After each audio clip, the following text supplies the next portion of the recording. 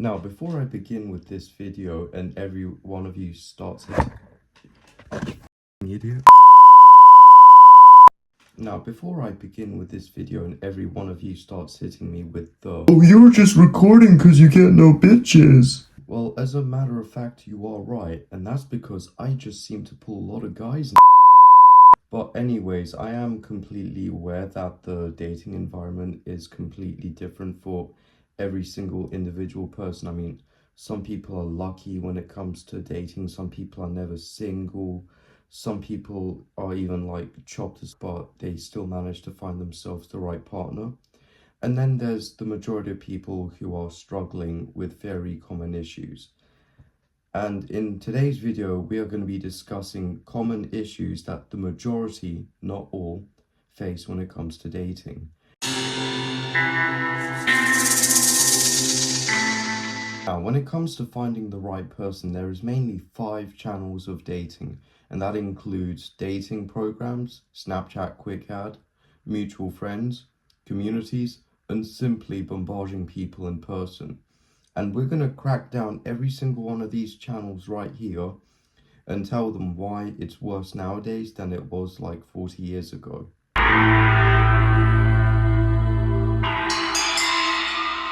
And now we're going to begin with one of the most common dating channels that exist among adults in this modern day and age, and that includes dating platforms such as Tinder, Hinge, Bumble, Wiz, like whatever.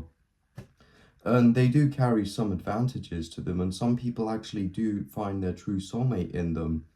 Because in these dating apps, this is where everyone is at. Like, this is where all the variety comes in. And this is also like one of the laziest, if not the most convenient ways of meeting one another. Because all you do is you just lie in bed and text and impress. Like, you don't need to worry about approaching them or anything. However, they do carry some drawbacks. And while these dating apps do carry some advantages and some people genuinely meet their true soulmate there, they also carry some drawbacks, because while there is a lot of choice, a lot of variety, and it's also the most convenient way and lazy way of like trying to meet people, like you don't have to go outside, you can just simply rot in your bed and let your fingers do the work. However, having this many people also creates a lot of competition, and this is bad news for guys, but also good news for women, and I'll tell you why. Real statistics have shown that it's mainly the women, and I mean even ugly women, who receive like hundreds of requests from men. However, for guys, they'll be lucky to get like 5 on a good day. And that like ratio of like requests between men and women, it really creates a lot of competition. Like, you have one woman and it could be like a pretty one, an ugly one, and there's going to be like 10 other guys. Even if you do like maybe make 1 or 2 matches as a guy, you need to be aware of the fact that there's probably 10 other dudes who are also trying their best with that woman, because these dudes also have the same limitations and barriers. But the woman, on the other hand, she has plentiful choice, so you really have to get your game up. Like, one small mistake and it's over for you, mate. Oh, and did I not forget to mention that because a lot of these like dating platforms are developed by greedy capitalist Americans, they also have to imply premium features. For example, like if you're on Tinder, for example, you can only see who's added you if you have the premium feature, unless the other person has premium feature. And that way, it just creates a sense of money, because they know you're desperate for a man or a woman or a partner, and thus they make you pay money in order to see who's viewed you, but at the end, they probably won't even be interested in you. Then we move on to the second channel of dating, and that is Snapchat Quick Add, which is rather old-fashioned. And now the other pros behind this is that there is, again, a lot of choice, and you don't have to do much effort. All you do is let your fingers do the work. That's what she said. However, that there is, again, consequences, because you're not the only one who has the smart, bright idea of just adding hundreds, if not thousands of girls, expecting one of them to like you. No, I'm pretty sure another 100,000 guys have the same idea, because I have like a few female friends, and they all tell me like how they have like 200 guys adding them on Snapchat.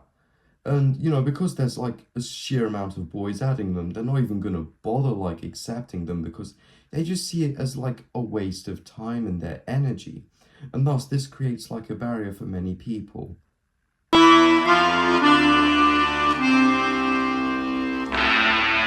And after this, we are now going to move on to the third dating channel, which is actually quite common, and that is through mutual friends.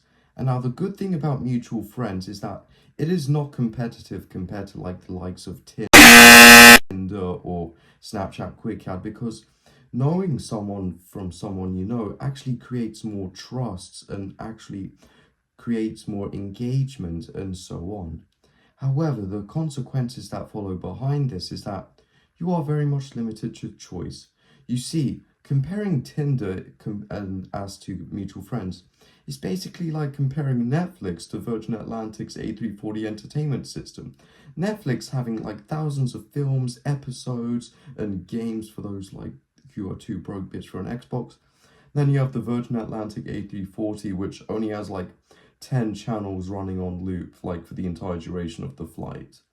And that being said, with that limited of choice, you really can't be fussy. Like you can either continue to move forward on the competitive dating apps, or you can just simply accept your slightly worse off like individual. And I'm not saying that's a bad thing. Some people actually do find their right partner. Some people do find the perfect person through mutual friends. But what I'm trying to say is that because there's such limitations, you kind of like end up accepting all their red flags and bullshits because you really don't have much choice.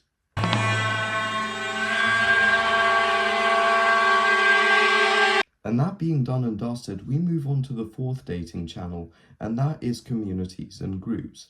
And by this, I mean like, after school clubs, school, college, university, you know what I mean? And this is where most young people find their partners, and it's one of the more common ways as well.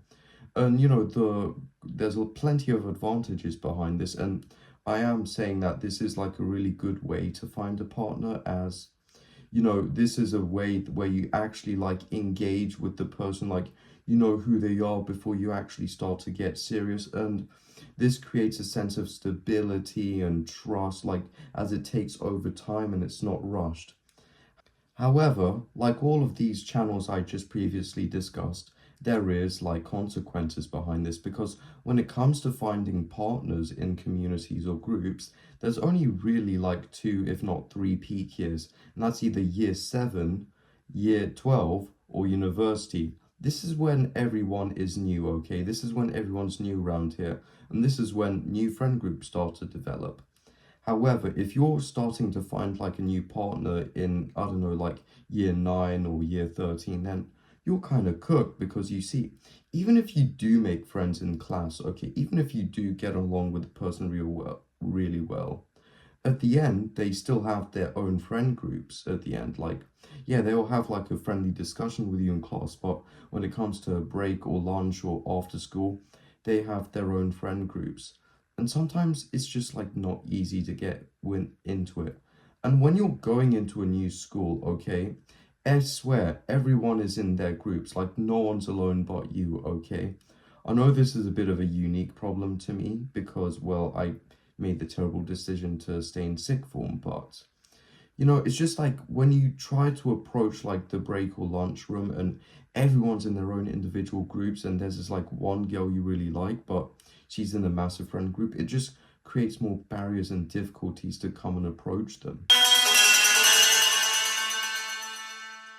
And this brings us to the fifth and final dating channel, and that is, of course, approaching people in person. And what that involves is like actually getting your lazy ass out the house, going outside and actually finding and analyzing people you'd see yourself with, just like what we did back in the 50s and 60s. Why am I saying we? I don't know, maybe I'm mentally brained into the 80s because I don't possibly fit in with this society. However, nowadays, this isn't like the movies where a man just simply finds a woman in the bar and he's like, hey, can I buy her a drink? No, this shit doesn't work like that here. Might work in America, but in England, everybody hangs out in groups. And I'll tell you why. Because, like modern British people, They always like constantly have to go out in groups. Like, I swear, I'm the only one who goes out by myself, and because I have the balls to do so. However, everyone else my age, like every time I see someone my age, they're always with another individual, and it's really pissing me off because they're like, "Oh, I have social anxiety. I can't possibly go out by my own. I need my friends." Yeah, and I know you might be thinking, Richard, where's the problem? Well, you see, if you see like a really pretty girl, like who you actually see yourself who you want to impress, it's a lot more difficult when they're in a group because approaching someone who's alone versus someone approaching someone who's in a group, that's like chalk and cheese pretty much. Because approaching someone in a group, they're all just gonna laugh and it's gonna like end up dissolving the whole like love ship situation. Whereas if you approach a girl who's by yourself, like the emotional connection actually develops because there's no barriers like affecting it. Well, that being said, I just uncovered all the 5 challenges when it comes to dating nowadays. And now, I hope this makes you feel somewhat good of yourself, as like if you are struggling to find a partner nowadays, you are not the only one. Statistics have proven that that number is slowly declining.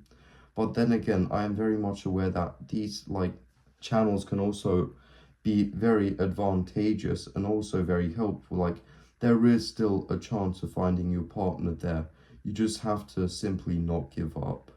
Right, thank you so much for watching this crappy little video. Please make sure to like, subscribe, and I'll see you in the next one.